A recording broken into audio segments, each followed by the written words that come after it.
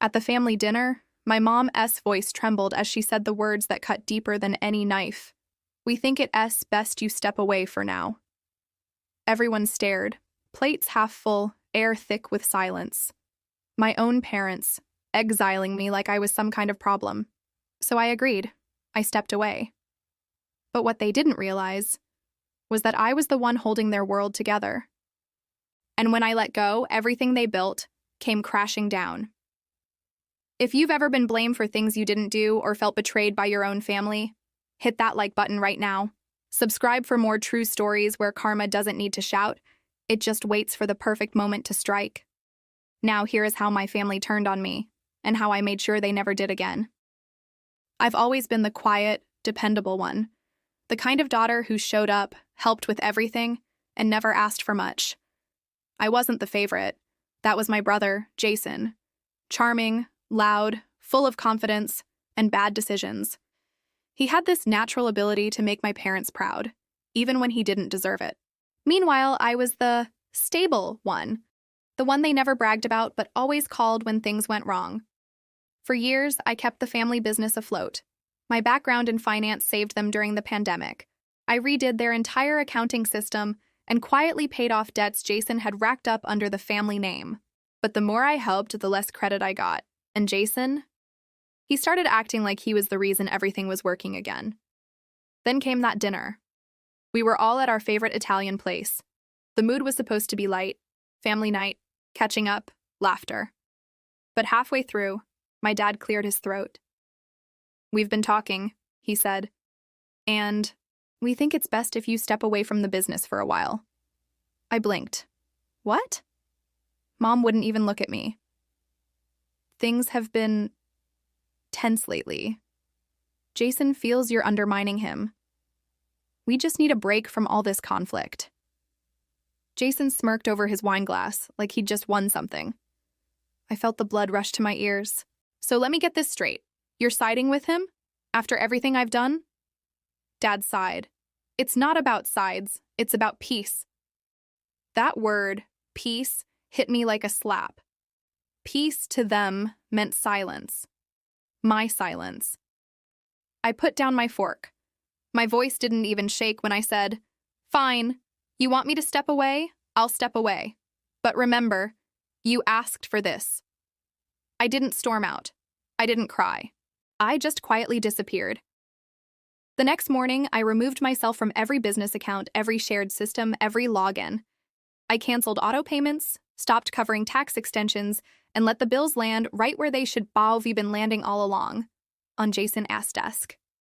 At first, they didn't notice. Jason strutted around like a CEO, announcing new plans he didn't understand. My parents were thrilled. They said the house finally felt peaceful again. 2 weeks later, I got the first text. "Mom. Sweetheart, do you know why the supplier invoices aren't clearing?"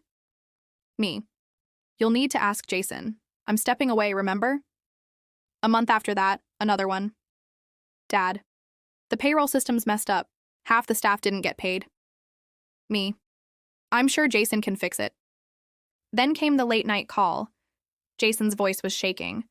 "Look, I don't know what you did, but the accountant says the books don't make sense. We're in the red and taxes are due." I kept my tone even. "I didn't do anything, Jason. I just stopped fixing your mistakes." He cursed under his breath. "You think this is funny?" "Not funny," I said softly. "Fair." Within 2 months, chaos bloomed. Their biggest client pulled out after a series of late payments. Vendors stopped answering calls. Payroll bounced twice. Then came the final straw, the government audit.